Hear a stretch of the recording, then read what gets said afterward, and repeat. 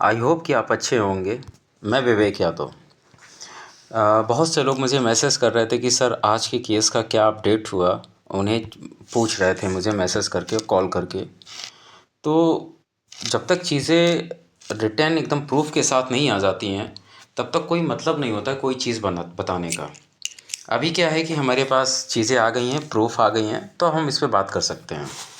तो इन सब चीज़ों को स्टार्ट करने से पहले मैं आपसे एक ही बात बोलूँगा कि आप लोगों को थोड़ा पेशेंस बना के रखना होगा, क्योंकि पिछले 7 सालों से जो चीज़ें चल रही थी तब आप लोगों ने इतना पेशेंस बना के रखा। तो अभी तो चीज़ें 3 मंथ्स हुए हैं इन चीज़ों में हम लोग को लगे हुए। तो थोड़ा सा धैर्य बना के रखिए। चीज़ें जिस डायरेक्शन में होनी चाहिए उसी डायरेक्शन में चल रही है। तो ज़्यादा टाइम ना लॉस करते हुए हम वीडियो स्टार्ट करते हैं और अपनी बात रखते हैं। जैसा कि आपको पता है कि आज यूपी पीसीएस 2025 का सुनवाई था,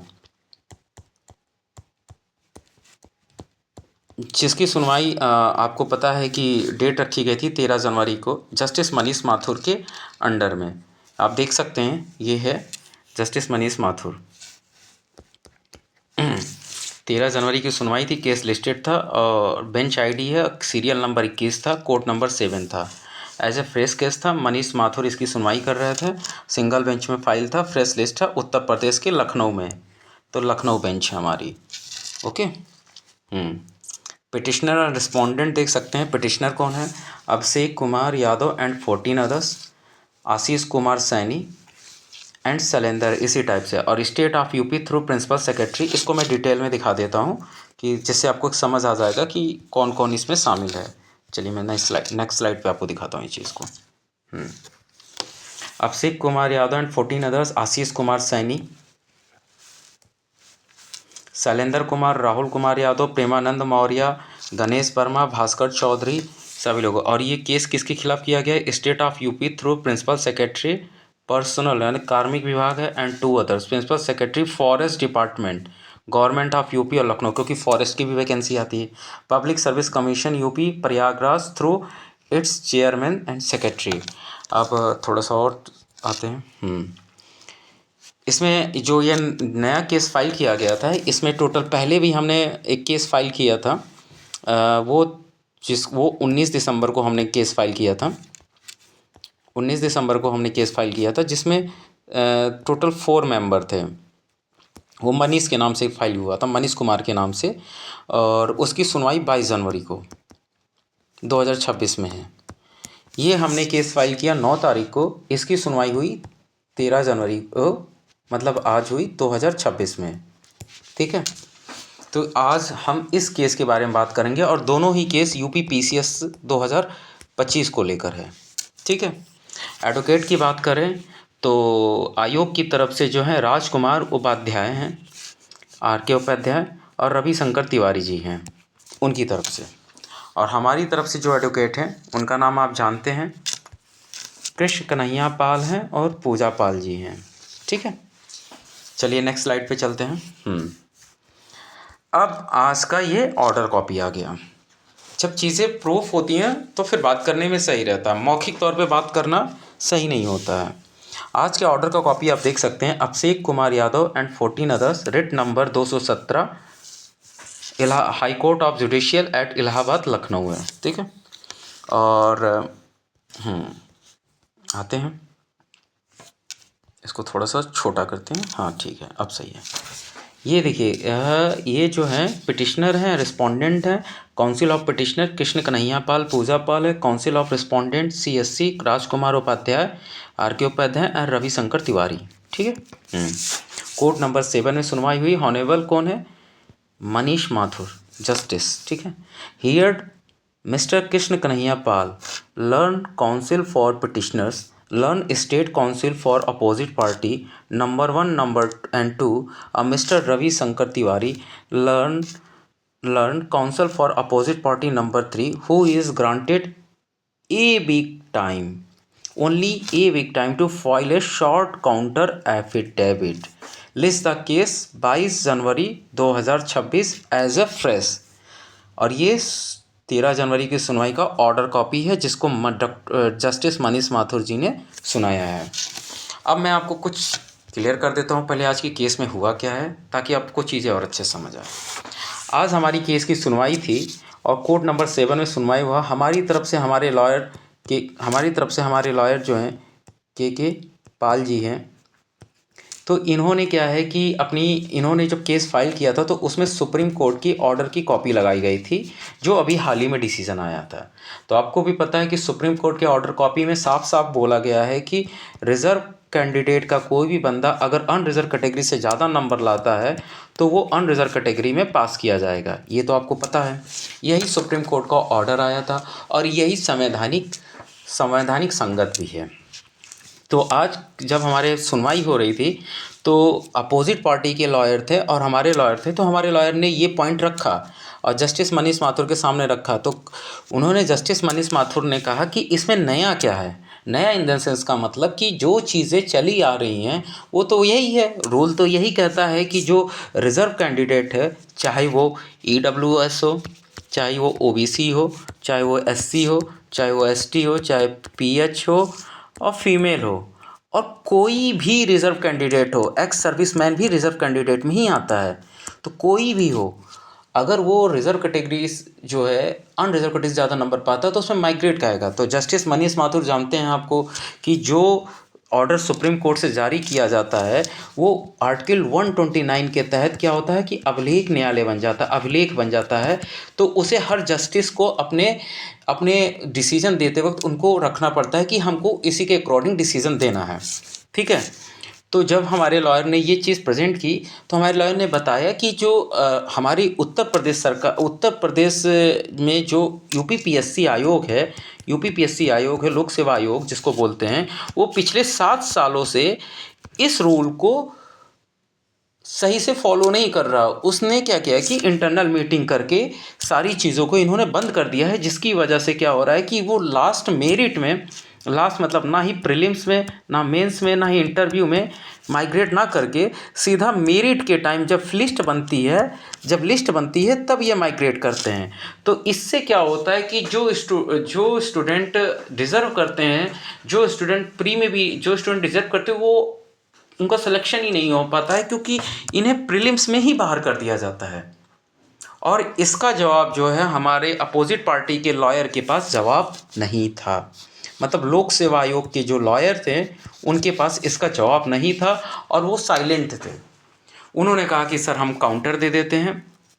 और हमारे जो जस्टिस ने बोला कि जो 22 जनवरी की जो सुनवाई लगी हुई है वो भी सुनवाई होगी, लेकिन इन्हों को काउंटर सिर्फ 1 वीक का दिया गया है। 1 वीक का इसलिए काउंटर दिया गया है क्योंकि जब 22 जनवरी को सुनवाई होगी तो मनीष कुमार और अभिषेक, इन दोनों के केस को क्या किया गया है, मर्ज कर दिया गया है। और अब जो है उस दिन जब सुनवाई होगी तो सारी चीज़ों पे पहले से डिस्कस हो गया है। तो आई होप कि चीज़ें हमारे फेवर में आएंगी और डिसीजन हमारे फेवर में ही आएगा, क्योंकि हमारे जितने भी पिटिशनर हैं उनके नंबर अनरिजर्व कैटेगरी से ज़्यादा हैं। तो UPPCS तो मेंस होने में तो लगभग अभी 3 मंथ का टाइम है। तो हम लोग काफ़ी प्लस पॉइंट में हैं UPPCS के एग्ज़ाम को लेके। तो यहाँ पे तो चीज़ें संभावना है कि यहाँ पे चीज़ें हमारे फेवर में हो जाएंगी। तो जनवरी में ही चीज़ें हमारे होंगी। अब एक बात करते हैं। तो दूसरी चीज़ ये होगी, अब आप ये बताइए कि सोचिए कि इस बारे में कि विदिन 1 मंथ लोग बोलते हैं कि ऐसा नहीं होता है। क्या है कि हाई कोर्ट जाना बहुत दौड़ा भागी का काम होता है, चीज़ें हो नहीं पाती हैं, लोग एफर्ट नहीं कर पाते हैं, पैसा बहुत खर्च होता है। अगर आपका इंटेंशन अच्छा है, आप अगर अपने प्रति सही हो, लोगों के प्रति सही हो, तो चीज़ें अपने आप होती हैं। बस आपका इंटेंशन अच्छा होना चाहिए। 3 मंथ्स लगे हैं हम लोगों को सभी को अवेयर करने में। आज हमने सभी को अवेयर किया और आज सभी लोग हमारे साथ हैं। अब सोचिए कि 1 मंथ के अंदर, मतलब सिर्फ इस जनवरी के अंदर 4 सुनवाई हो रही है, वो भी लखनऊ बेंच में। ऐसा आपने कभी देखा है? मैंने अपनी तैयारी के फेज़ में तो नहीं देखा कि 4 सुनवाई होगी। सोचिए 8 तारीख को सुनवाई हुई, 13 तारीख को सुनवाई हो रही है, 19 तारीख को RO की सुनवाई लगी हुई है, और 8 तारीख को भी आर ओ की सुनवाई थी, 13 तारीख को यूपी पीसीएस की सुनवाई, 22 तारीख को फिर यूपी पीसीएस की सुनवाई। फिर इन सब की सुनवाई कहीं ना कहीं आगे बढ़ेगी, जब बढ़ेगी तो वो हमारे डिसीज़न में आएगी, क्योंकि अब डिसीज़न ही आना है। जैसे ही आयोग काउंटर देगा, जैसे ही आयोग काउंटर देगा तो हमारे नंबर इतने ज़्यादा हैं कि उस काउंटर के बाद ही तुरंत जस्टिस जो है हमारे जस्टिस मनीष माथुर, वो उस पर डिसीज़न दे देंगे और वो डिसीज़न 102 दिन के अंदर ऑर्डर के कॉपी के रूप में आ जाएगा। मुझे तो अपने ऊपर यकीन है और अपने काम के ऊपर यकीन है और मुझे अपने टीम के ऊपर यकीन है। मेरी टीम में कोई भी पर्सन लीडर नहीं है, ना मैं लीडर हूँ ना कोई लीडर है। मेरे टीम में जितने भी स्टूडेंट हैं सभी पढ़ने वाले हैं, सभी, और ग्राउंड लेवल पे इसीलिए काम कर रहे हैं क्योंकि उनके साथ अन्याय हुआ, हम सबके साथ अन्याय हुआ, सबके साथ अन्याय हुआ, इसलिए हम लोग एक हुए हैं। ये अच्छी बात है कि हमारी टीम मिलकर काम कर रही है। किसी को अगर मेरी बात बुरी बुरी लगती होगी तो सॉरी भाई, क्योंकि इतना व्यस्तता रहता है, इतनी बिजी रहता हूँ कि मैं चीज़ों को रिप्लाई सही से कर नहीं पाता हूँ। और सबसे बड़ी बात है कि ये सारी केस की सुनवाई के पाल हमारी तरफ से लॉयर कर रहे हैं, मतलब सुनवाई मतलब हमारे लॉयर हैं, और उधर से के उपाध्याय जी हैं। और सबसे बड़ी बात है कि जस्टिस हमारे कौन है, जस्टिस मनीष माथुर हैं। तो मतलब सारा केस का संज्ञान इन्हीं लोगों के अंडर में है और सुप्रीम कोर्ट का डिसीज़न हमारे फेवर में है, तो चीज़ें हमारे फेवर में ही आएंगी। बस आप थोड़ा सा धैर्य बना के रखिए, पैनिक मत होइए, चीज़ें होती हैं, बस आप वेट करिए। मैं नेक्स्ट स्लाइड पे चलता हूँ। कल की मीटिंग के बारे में मैं कुछ चीज़ें और बता देता हूँ, नहीं तो फिर आपके अंदर एक डाउट बना रहेगा। वो भी मैं डिस्कस कर देता हूँ, ठीक है। आर ओ की जो सुनवाई है, आर ओ 2023 की जो सुनवाई है वो 19 जनवरी को लगी हुई है। आयोग के लॉयर ने यूपीपीएससी आयोग को काउंटर दाखिल करने के लिए बोल दिया है, क्योंकि उन्होंने काउंटर के लिए सबमिट कर दिया है। अब अगर काउंटर 17 जनवरी तक आ जाता है या 19 जनवरी को भी आ जाता है, जब भी काउंटर आएगा तो हमारे मार्क्स 10-10 नंबर ज़्यादा हैं, मतलब 10-10 नंबर ज़्यादा हैं हमारे मार्क्स अनरिजर्व कैटेगरी से आर ओ में, चाहे वो आर ओ हो चाहे आर ओ हो। तो जब भी काउंटर आएगा तो तुरंत हमारे सर जो हैं काउंटर को जब लगाएंगे कोर्ट में, तो जस्टिस मनीष माथुर जब इसको देखेंगे तो वो सीधा समझ जाएंगे ये चीज़ें गलत हैं और वो हमारे फेवर में ही डिसीज़न आना है। और 102 दिन के बाद उस पर रिजवाइंडर लगा के चीज़ें फाइनल कर दी जाएंगी। और हम लोगों की कोशिश यही है कि किसी भी तरह से आर ओ के एग्ज़ाम, आर ओ 2023 का एग्ज़ाम पे स्टे लगे और रिवाइज रिज़ल्ट जारी हो विथ माइग्रेशन के साथ, ताकि सभी को बेनिफिट हो। और यही सारी चीज़ें हैं, और ये चीज़ें यूपी पीसीएस 2025 में भी होनी है और वो हो के रहेगा।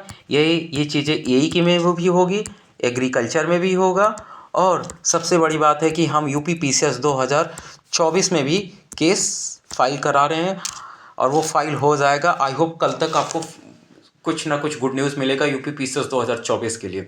तो जो भी स्टूडेंट के साथ यूपी पीसीएस 2024 में अन्याय हुआ है वो लोग ज़रूर कांटेक्ट करें सत्यम जी से, क्योंकि यूपी पीसीएस 2024 का केस शमशाद और सत्यम जी को दिया गया है, वो लोग इसको डील कर रहे हैं। हाँ, हम लोगों की निगरानी में है सारी चीज़ें, ताकि कुछ भी किसी के साथ गड़बड़ ना हो पाए। तो जो लोग यूपी पीसीएस 2024 में केस करना चाहते हैं वो शामिल हो जाएं, और यूपी पीसीएस 2025 में जो लोग पिटिशनर बनना चाहते हैं वो लोग को कांटेक्ट कर सकते हैं और ज्वाइन कर सकते हैं। यूपी पीसीएस 2025 के लिए हमारे ग्रुप में रेगुलर मैसेज किया जाता है और यूपी पीसीएस 2024 के लिए भी मैसेज किया जाता है। तो ये हो गया ये।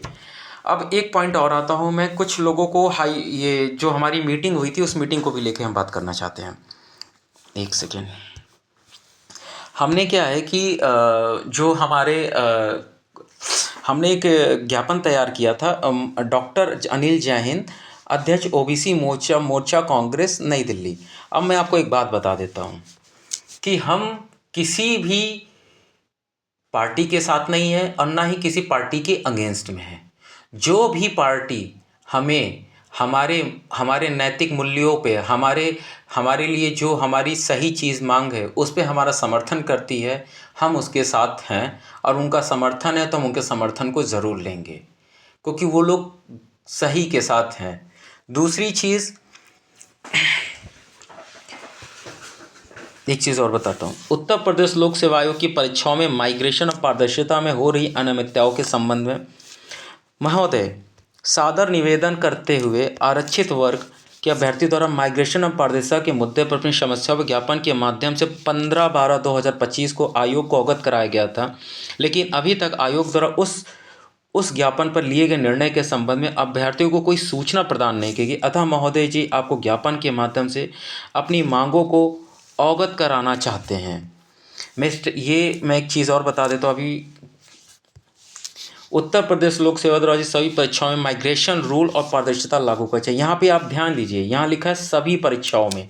कोई अपने आप को ये ना सोचे कि हम अलग हैं, हम सभी परीक्षाओं की बात कर रहे हैं। आयोग द्वारा RO 2023, UP PCS 2024, UP PCS 2025 की प्रारंभिक परीक्षा का माइग्रेशन नियम का पालन करते हुए पुनः रिजल्ट जारी किया जाए। आयोग द्वारा RO 2023, UP PCS 2024, UP PCS 2025 की प्रारंभिक परीक्षा का संशोधित उत्तर कुंजी और श्रेणीवार कट ऑफ तथा मार्कशीट जारी किया जाए। आयोग द्वारा भर्ती विज्ञप्तियों को जारी करते समय आरक्षित वर्गों के निर्धारित रिक्तियों की संख्या प्रस्तुत की जाए। माननीय सर्वोच्च न्यायालय का निर्णय इस बीच माइग्रेशन के सिद्धांत रिजर्व कैटेगरी का अभ्यर्थी यदि उस उम्र का लाभ ना लिया हो, उसने यदि अनिश्चित वर्ग के बराबर या उससे अधिक नंबर प्राप्त किया हो तो उसे अनिश्चित सीट में शामिल किया जाए को लेकर आया है। निर्णय की कॉपी संलग्न है। अतः महोदय जी, आपसे विनम्र निवेदन है कि छात्र हित में सर्वोच्च न्यायालय निर्णय को ध्यान में रखते हुए उपयुक्त उचित और न्याय संगत मांगों के संबंध में आपका सहयोग चाहते हैं। यहाँ पे पढ़िए, ताकि प्रतियोगियों का हित सुरक्षित हो सके। ये हमने दिया है डॉक्टर अनिल जय हिंद जी को। डॉक्टर अनिल जय हिंद जी के बारे में मैं बता देता हूँ कि हम इनसे क्यों मिले हैं। आप जानते होंगे मंडल कमीशन के बारे में। तो जो मंडल कमीशन बना था, उस मंडल कमीशन में एक ये इम्पॉर्टेंट पर्सनालिटी रहे हैं। आप उनके बारे में पढ़िएगा। ये सोशल जस्टिस, माननीय डॉक्टर अनिल जय हिंद जी सोशल जस्टिस के लिए बहुत लंबी लड़ाई लड़े हैं और ये हमेशा लड़ते हैं। जब भी किसी के साथ अन्याय होता है तो ये सोशल जस्टिस में सबसे आगे रहते हैं। तो इस वजह से इनको ये ज्ञापन दिया गया है। और साथ ही साथ हमने एक ज्ञापन और दिया है, आपको बता देता हूँ। हमने ज्ञापन दिया है माननीय राहुल गांधी जी को, माननीय श्री राहुल गांधी जी को, जो नेता प्रतिपक्ष हैं 18वीं लोकसभा नई दिल्ली में। और सेम मैटर पे हमने दिया है और ये 12 तारीख को हमने दिया है और सेम मैटर है।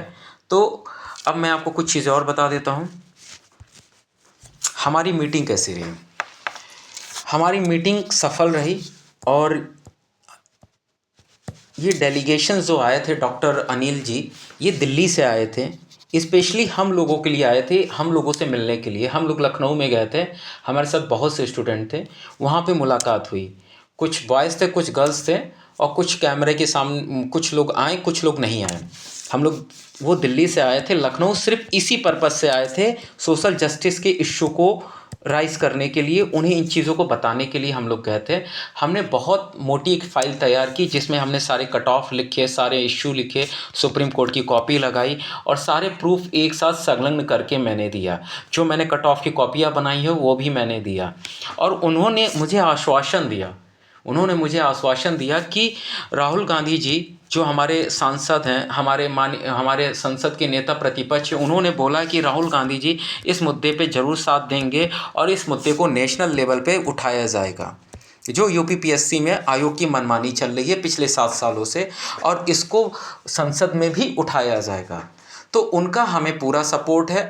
माननीय डॉक्टर अनिल जी ने ये भी बोला है कि अगर आपको हमारी कोई लीगल टीम की ज़रूरत होगी तो वो भी मैं आपको प्रोवाइड कराऊंगा, क्योंकि हम लोग फ्रंट पे लड़ रहे हैं तो हम लोगों की भी सुरक्षा की कोई बात होनी चाहिए।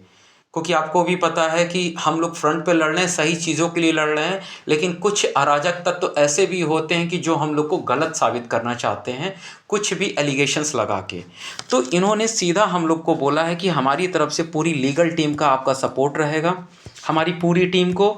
और उन्होंने हमें ये बोला है कि जल्द ही दिल्ली में आप लोगों को माननीय राहुल गांधी जी से मीटिंग कराने के लिए आश्वासन दिया है। और ये आश्वासन हमारे लिए बहुत ही सहानुभूति का है, क्योंकि हम बस सपोर्ट चाहते हैं, हम सहयोग चाहते हैं, नैतिक समर्थन चाहते हैं। जो भी लोग हमें सपोर्ट करेंगे हम उनके साथ खड़े हैं, क्योंकि ये चीज़ें पिछले 7 सालों से चल रहा है। आप समझ सकते हैं कि 7 सालों में कितने एसडीएम, कितने डीएसपी और कितने बड़े अधिकारी लोग बन सकते थे जो नहीं बने। आप सोच सकते हैं कि कितनों के घर में एक बढ़िया नौकरी आ सकती थी, कितनों के परिवार में खुशियाँ आ सकती थी जो नहीं आई। मैं ये नहीं कह रहा हूँ कि जो सेलेक्ट हुए ख़राब है, मैं बस इतना कहना चाहता हूँ कि जो डिज़र्व करता है उसे एटलीस्ट कम से कम वो पोजीशन मिलनी चाहिए। कंपटीशन का मतलब ही होता है कि मेरिट पे सिलेक्शन होना चाहिए। जब सिलेक्शन मेरिट की बात की जाती है तो मेरिट पे होना चाहिए। कंपटीशन भी यही कहता है। ऑलरेडी आप देख सकते हैं कि ईडब्ल्यूएस को 10% दे दिया गया जो जनरल कैटेगरी होती है। तो आप ये नहीं कह सकते कि जनरल कैटेगरी को आरक्षण नहीं दिया गया है। ओबीसी को कितना दिया गया है? 27% दिया गया है। एससी को कितना दिया गया है? 21% दिया गया है। एसटी को कितना दिया गया है? 2% दिया गया है। इसी तरह से सभी को कुछ ना कुछ रिजर्व में दिया गया है। तो कोई ये नहीं कह सकता कि मुझे रिजर्वेशन सीट नहीं मिली है। तो लेकिन जो यूआर सीट होती है, जो अनरिजर्व सीट होती है, उस पे सभी का हक है। ये जो होता है इस पे मेरिट पे सिलेक्शन होना चाहिए। तो इसमें अगर कोई भी बंदा हो या किसी अदर स्टेट का भी बंदा हो तो इसमें मेरिट वाले का सिलेक्शन होना चाहिए और जो डिज़र्व करता है। और मैं इसी का पक्षधर हूँ और हम सभी इसी के पक्षधर हैं। हम लोग सही के साथ खड़े हैं और हम जीतेंगे ज़रूर। हम लोग, और जिस तरीके से आप लोग का सहयोग और समर्थन है, हम लोग जीतेंगे ज़रूर। बस हाँ, कुछ लोग हैं जो चीज़ों का अपोज करते हैं, उल्टा सीधा कमेंट करते हैं, मैसेज करते हैं, लेकिन उससे कुछ फ़र्क नहीं पड़ता है। लेकिन बस हाँ, ये है कि हम लोगों को भी आपका सहयोग और समर्थन की ज़रूरत है, क्योंकि हमें भी अपनी सेफ्टी की ज़रूरत है। आप अगर कुछ भी हम लोगों के साथ उल्टा सीधा या कुछ गलत होता है तो आप लोग हमें ज़रूर सपोर्ट करिएगा। आप लोगों से रिक्वेस्ट है, क्योंकि आपको पता है कि जब सही की लड़ाई लड़ी जाती है तो बहुत से लोग आ जाते हैं आपको पीछे ढकेलने के लिए। तो आप लोगों से एक रिक्वेस्ट है, हमारी टीम के किसी के साथ भी कुछ भी अन्याय हो तो आप लोग तुरंत वहां पहुंचिएगा और इस अन्याय के खिलाफ हमारे साथ ज़रूर दीजिएगा, चाहे फिजिकली आपको आना पड़े चाहे सोशली आपको आना पड़े। अब मैं कुछ और डाउट क्लियर करना चाहता हूं जिनके मन में डाउट है।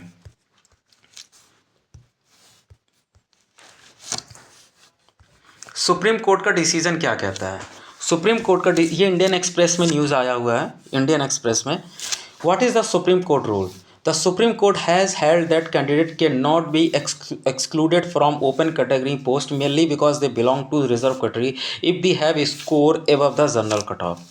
The bench of Justice Dipankar Datta and A.G. Masih ruled that such exclusion violate Article 14 and 16 साफ which guarantee equality and equal opportunity in public employment. The court clarified that the open category is not a quota but a merit based pool open to all category.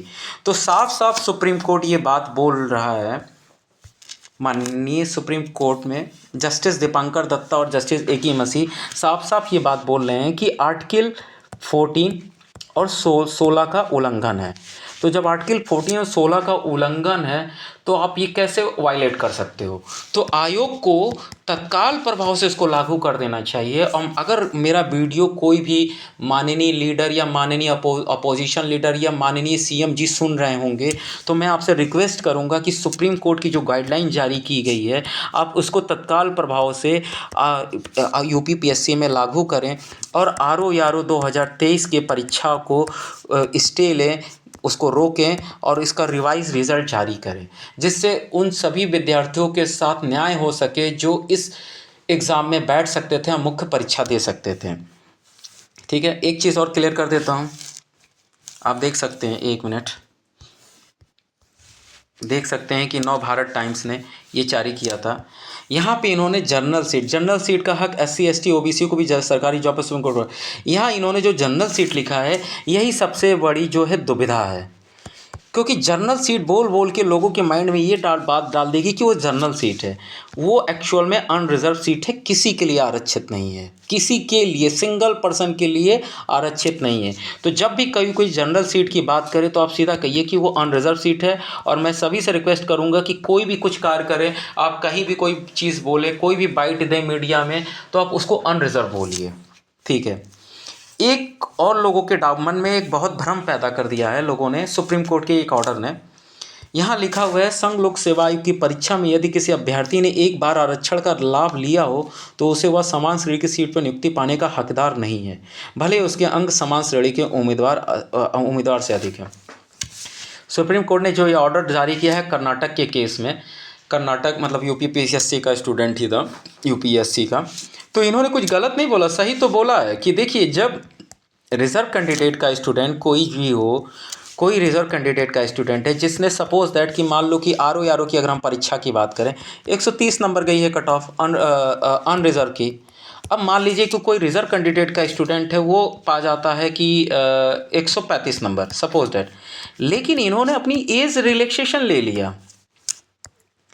तो भैया age relaxation लेने पे आप equal ground पे fight नहीं करोगे, आप equal ground पे फाइट नहीं कर सकते ना, क्योंकि इस वाले केस में जो 40 प्लस वाले साल के 40 साल के अंदर हैं सिर्फ वही लोग फाइट कर रहे हैं, और आप 40 प्लस साल के हैं तो आप इक्वल ग्राउंड नहीं पा रहे हो, तो आपको रिजर्व कैटेगरी में ही रखा जाएगा, चाहे आप प्रीलिम्स हो, चाहे मेंस हो, चाहे इंटरव्यू हो। यही चीज़ ये कहना चाह रहे थे, ठीक है ना।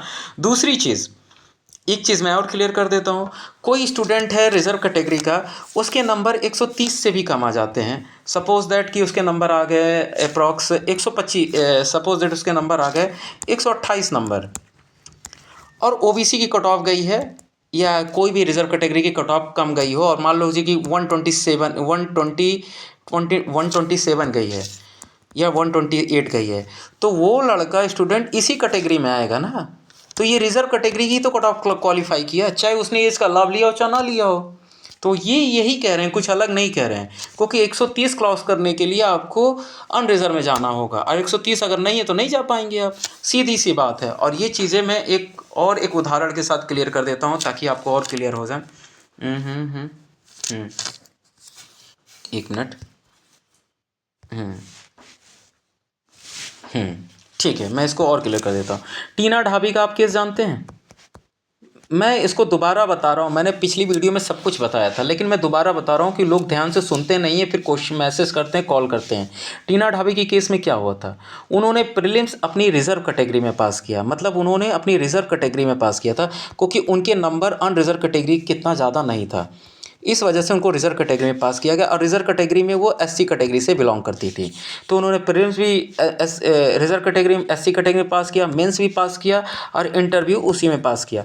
अब मैं एक चीज़ और बता देता हूँ, और जब फाइनल सिलेक्शन हुआ तब भी वो जो है रिजर्व कैटेगरी में ही रही, बल्कि उनके नंबर ओवरऑल इतने ज़्यादा थे कि वो अनरिजर्व से ज़्यादा थे, और उनकी रैंक फर्स्ट थी, लेकिन उनकी जो नंबर थे पहले स्टेज में ही अनरिजर्व कैटेगरी से कम थे, इस वजह से वो रिजर्व कैटेगरी में ही रह गई। बस सीधा सा सिंपल यही है, लोग इसको मिसलीड करते हैं, ठीक है। तो आज मुझे इतना ही बताना था, और आप शायद चीज़ों को समझ गए होंगे। मैं थोड़ा सा और आगे बढ़ता हूँ। बस आप लोगों से इतना कहना है कि आप लोग थोड़ा सा पेशेंस बना के रखें, चीज़ें हमारी ही फेवर में आएंगी, और संभावना है कि इसी जनवरी में चीज़ें हमारे फेवर में आएंगी। और आरओ यूपी पीसीएस एई एग्रीकल्चर एक भी डिसीजन हाई कोर्ट का आया तो सारे के सारे रिज़ल्ट माइग्रेशन के साथ लागू होंगे। और आप लोगों से रिक्वेस्ट है कि यूपी पीसीएस नगरी चैनल को ज़्यादा से ज़्यादा सब्सक्राइब एंड शेयर करें, ताकि हमारा मैटर हर जगह पहुँचे, हर जगह लोगों तक अवेयरनेस पहुँचे।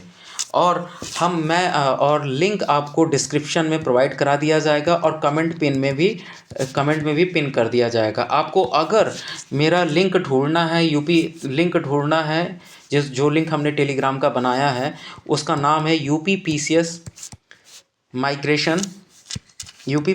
माइग्रेशन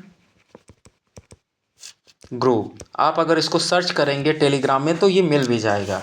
तो आप लोगों से ज़्यादा रिक्वेस्ट है कि इस वीडियो को ज़्यादा से ज़्यादा शेयर करें और लोगों को अवेयर करें, और यूपी पीसीएस नगरी यूट्यूब चैनल को ज़्यादा से ज़्यादा सब्सक्राइब एंड शेयर करें। अगर कोई क्वेरी हो तो ज़रूर कमेंट सेक्शन में पूछें, और अपना सहयोग और समर्थन बनाए रखें। आप लोगों से यही उम्मीद है। और चूँकि हम इस लड़ाई में लगे हुए हैं तो अभी थोड़ी चीज़ें जो मैं करना चाहता हूँ, जैसे कि पढ़ाई लिखाई में थोड़ा डिस्टर्बेंस हो गया है, वो मैं कर नहीं पा रहा हूँ क्योंकि लास्ट 3 मंथ से इसी में लगे हुए हैं। बस आप लोग अपना सहयोग और समर्थन बनाए रखें।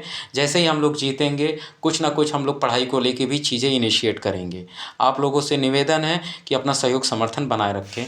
धन्यवाद।